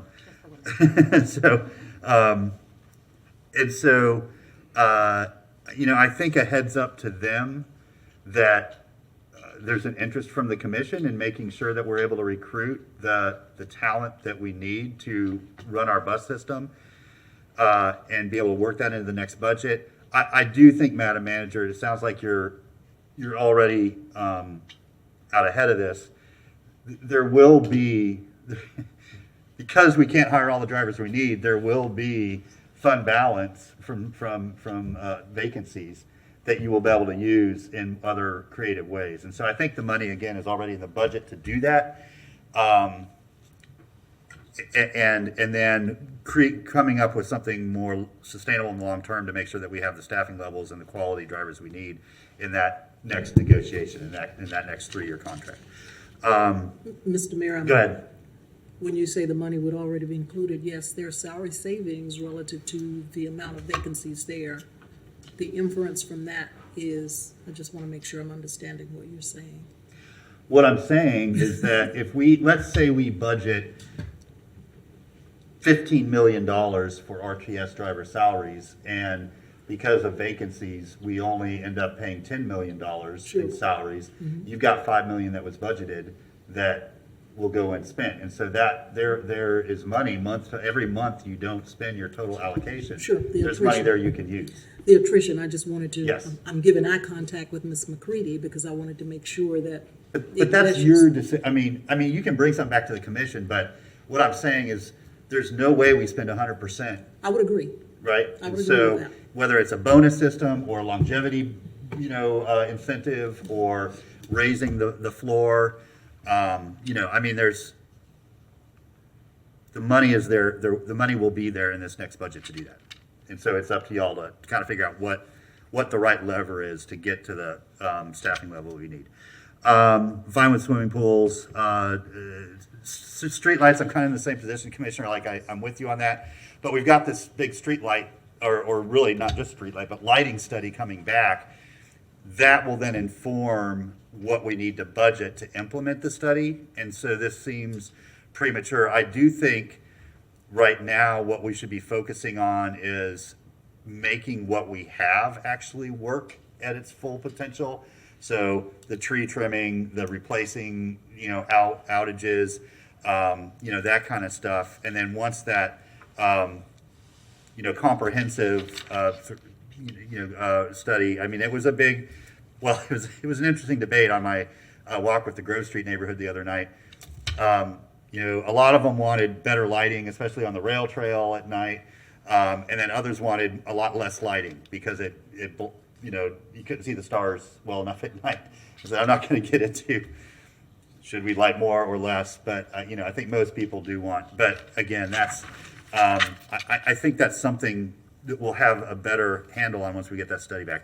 And then the transfer, I'm okay with. So I know that probably was not exactly what you wanted to hear, Commissioner. Understand that I really do appreciate the time you took, and I'm simpatico with what you're trying to do. I just, in this part of the budget cycle, I just think it needs to wait until, most of this needs to wait until next year with the beginning of a new cycle and a lot of other information data that's going to come back from these studies. I'll get Commissioner Duncan Walker, then come back to you. Go ahead, Commissioner Duncan Walker. Thank you, Mr. Mayor. I was actually going to ask you for that. I wanted to thank Manager Curry, staff, and thank Commissioner Hayes Santos for the very hard work that it's clear that he put into this very good thought process. I wanted to just take a couple of minutes just to share really briefly some of my thoughts. First thing, I will support keeping the millage rate and the assessment fees where they are. Ironwood Golf Course, to me, Mayor, I believe you stated it, has so much potential. As somebody who started golfing probably about 7 years ago, I won't say I play very well, but I am a pretty decent putter. All right. And that's how you start. That's how you start. Start from the hole, work your way back. Exactly. And so Ironwood for me is this wonderful, exciting opportunity for a few reasons. That one, but then for many years there's been conversation about what could and might possibly happen in and around that area. And I could envision Ironwood being this amazing anchor for new housing development, et cetera, et cetera. And as we look at what we are surely going to bring forward with the development of that Waldo Road corridor, Ironwood could be this amazing destination. And so I say all that to say that with regards to splitting out the prices, right now, that's something that I would not want to do, especially since the difference is so negligible. But I would like to say that I am excited just that Ironwood is on the list, that we're paying attention to Ironwood, and my prayer and my hope as we move forward is that it will be one of the facilities that we keep our eye on, and that we encourage the growth and expansion of, because I think it already is a jewel that could stand a little bit of polishing to grow into something that is absolutely an outstanding and amazing destination point. When people come into Gainesville, when people come in for some of the Gator games or some of the other activities, if they come in for the races or whatever, that Ironwood will be one of the places that they will want to come. So just know that I'm really looking forward to that, but I do not want to separate those fees for people who don't live here or who live here right now. I'm gonna jump on down. I'm not gonna go through this entire list. Madam Manager, I too feel like you have your finger on the pulse of what needs to happen with downtown. I certainly don't ever want to do anything that is going to burden our staff. And so since we have this combination, it sounds like, of staff and folks that we're bringing in from the outside to keep the downtown area clean 7 days a week, I say, let's keep on moving forward with that. Thank you so much for that. The Drug Task Force building. It hurts me to know that we would have any staff in a building at any time that is unsafe. And so hearing that there is a need for staff to be able to operate out of it, for me, it's just a no-brainer. I say we put the money into it to repair it and get it so it's a safe place where our staff can do their job. Was really excited to hear about the $16 million over 5 years for Vision Zero and how that rolls out. I'm sure the manager and our staff will continue making that something that's successful and beneficial for all of us. I did want to say this. I heard the mayor's comments about the bus shelters, and I will say that in District 1, there is surely a need, and I'm sure throughout all of Gainesville, but particularly in District 1, literally right across the street from my house. I have one bus shelter where there is no covering. And just a few days ago, I watched a woman who, if I had to guess, I would say she was probably in her mid to late 70s, who was pushing a rolling walker when it was just about to start to rain across the street to that bus shelter that has no covering on it. And my heart just went, oh no, oh my God. I was ready to walk back into the house to go get an umbrella to stand with her. Now, literally just feet away on the same side of the street as my home, there is a shelter. I really want to be very intentional about how we expand our bus shelters throughout the city, because clearly protecting our people from the elements and keeping them safe is something that we need to really, really focus on. So, you know, this was something that I see the value in. But I definitely agree that perhaps making sure that there is a dedicated source for that, I can totally understand that. It's just something that I saw literally this week. So as we come into this next year, I know that I will be focusing and emphasizing, trying to find what that dedicated revenue source will be.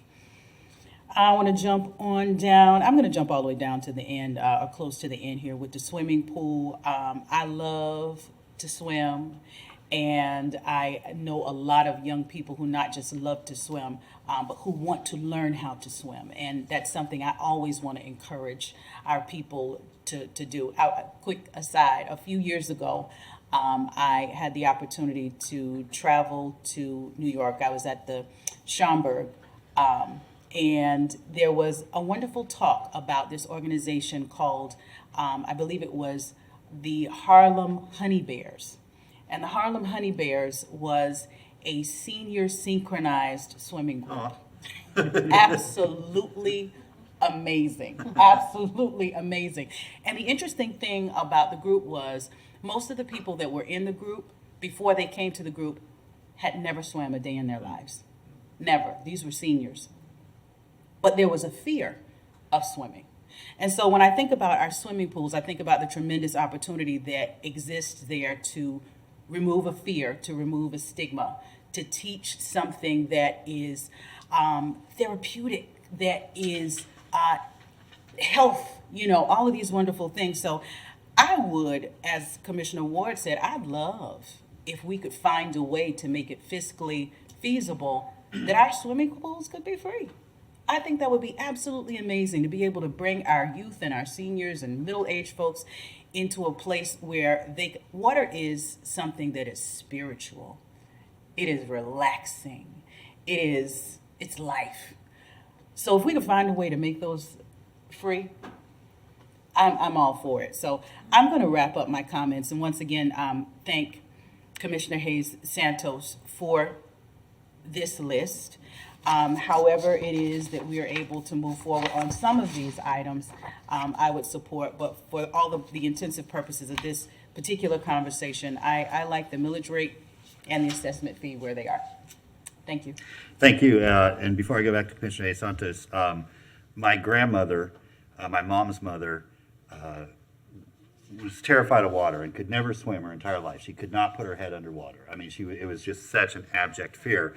But when she retired, she started teaching water aerobics. It was called aquasize. And 5 mornings a week, she went down to the pool and taught these other seniors aqua aerobics. And it was her friendship group, it was her love, but she still could never swim and she got in that water and did everything, but by the time she passed, she still had never put her head underwater. So I know what a value that is. It's an incredible thing. And I mean, it was the joy of her day to get up and go do that with those other women. All right, Commissioner Hayes Santos, you've gotten a lot of feedback on your thoughtful proposals. You are welcome to sort of comment where you want to go.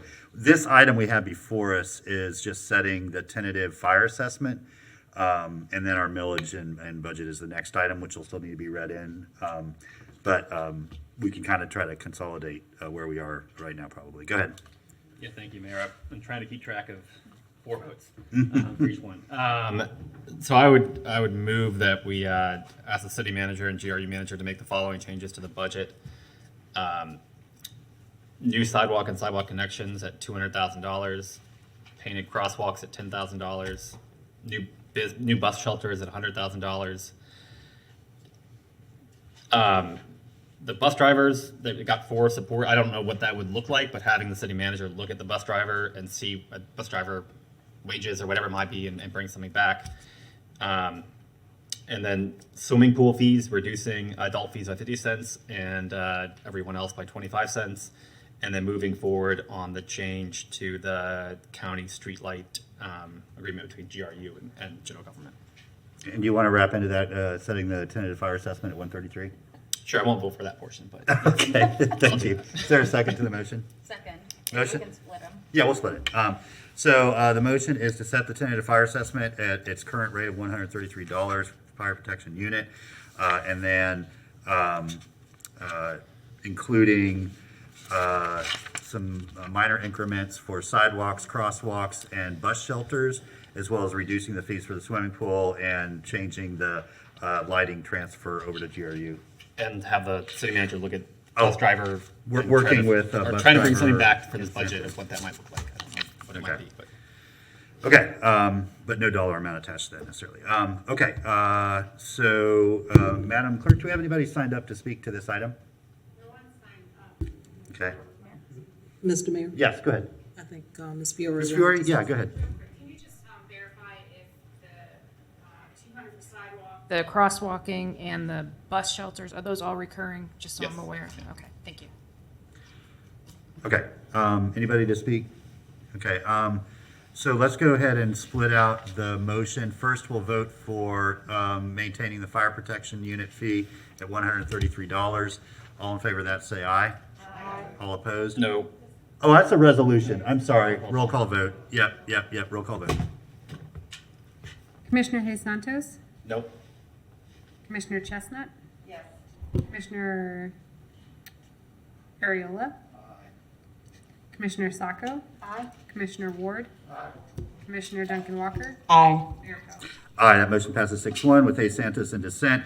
And then the balance is a voice vote, all in favor of those other items. I wanted some things for Oh, of that list? Yeah. Go ahead. the crosswalks. Okay, so everything but the crosswalks, all in favor say aye. Aye. All opposed? Motion passes unanimously. $10,000 for the crosswalks. All in favor say aye. Aye. All opposed? No. That motion passes 6-1 with Sacco in dissent. Okay, thank you all. Madam Clerk, you want to read the next item into the record? Yes, the next item is 211354, establish a proposed millage rate for fiscal year 2023. A resolution of the City Commission of the City of Gainesville, Florida, relating to the levy of general municipal purpose ad valorem taxes for the fiscal year beginning October 1st, 2022 and ending September 30th, 2023, establishing a proposed millage rate, computing the rolled back rate, setting a public hearing, providing for notice to the Alachua County property appraiser, and providing an immediate effective date.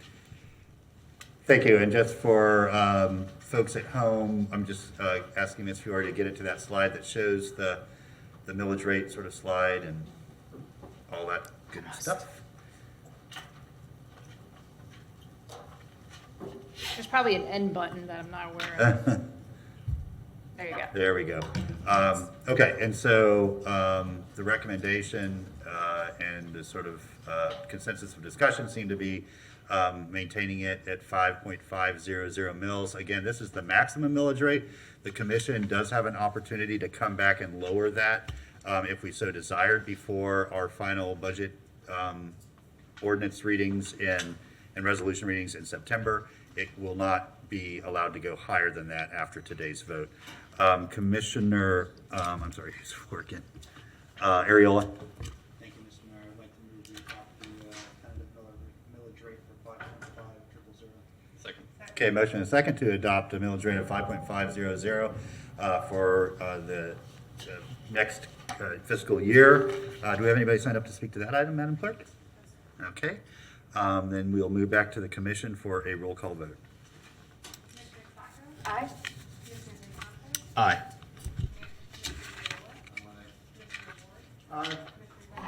Aye. Chestnut? Aye. Mayor Poe? Aye, that motion passes unanimously. Next item, please. Next item is 210851, Charter Amendment addressing vacancies in office.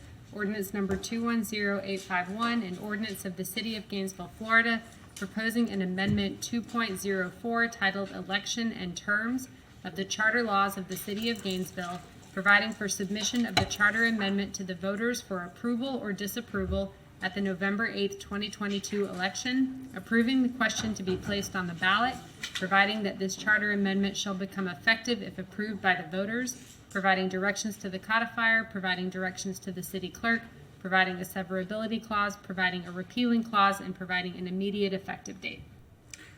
Madam Clerk, I feel like you were very respectful and read that ordinance with great aplomb, but for some reason you cleared out half the room. I don't know what it could have been. No, that is fine. I'm glad that some of our folks were able to get out of here at a decent hour and go home. Just for folks that have been following along, this, after a lot of discussion, is where the commission landed to put a proposed amendment to our city charter on the ballot to just give a little bit more time for the supervisor of elections to conduct a special election in the case of an unplanned vacancy on the city commission. The last time we did this, it was such an incredibly condensed time. It was everything her and her office had to get it done and get it done properly, and it really put her under undue strain. And so we're trying to make the smallest change we can and still allow her office enough time to conduct the election in a manner that our voters deserve. So if this is the first reading, if it passes second reading, it will then go on the November ballot. Is that correct, Mr. Nee? That's correct, Mr. November, okay. And the voters will get to decide whether to make this change or not. Commissioner A. Santos? Thank you, Mayor. I'd like for us to consider getting some options back for ballot language. I talked a little bit with the city attorney today, and I don't think it's clear enough why we are making this change. And one of the things in discussions with the city attorney is that we actually explained why we are not able to be compliant with federal election law that is why we are making that changes. And I think we can put that into the ballot description. I think that would make a higher chance of it passing. I would move that we move forward with ordinance 210851 on first reading by title only, and then also ask the city attorney to bring back some ballot language that would kind of a clear picture of why we're doing this and why it's kind of we're not able to be compliant with federal election law. Okay, is there a second? Good, Mr. Nee, I'm sorry, is there a second? No? I'll second it. Okay, Mr. Nee? I was going to say, Mr. Mayor, that I think that it's appropriate that I'll, on second, if it gets the 4/5 vote, which is 6 out of 7 of you, I'll bring it back on July 21st with some other options. I do think it would be helpful to the voter to see the impetus for this change. The difficulty will be in that while it is often and probably typically impossible to hold that election in 60 days, it's not necessarily always impossible if all the moons aligned and everything. So, but we'll find some better language that will stress to the voter that it is often impossible and highly unlikely to be able to do an election within 60 days due to federal and state law. Shall it be changed to do this? We'll figure out something better, because I do think that it needs to be explained a little better to a voter. Okay, thank you. So the whole purpose of that is better clarifying language. So someone that hasn't heard anything about this can go in, read the ballot language, and clearly understand what it is they're voting for or against. That's the goal. Okay, very good. Madam Clerk, anybody signed up to speak to this? Okay, so this is a roll call vote.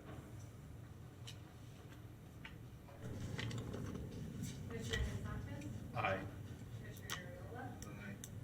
Ward. Aye. Commissioner Chestnut. Aye. Commissioner Duncan Walker. Aye. Commissioner Sacco. No. Mayor Poe. Aye, that motion passes 6-1 with Sacco in dissent. We have reached the end of our business items. Is there any member comment? Commissioner Ward.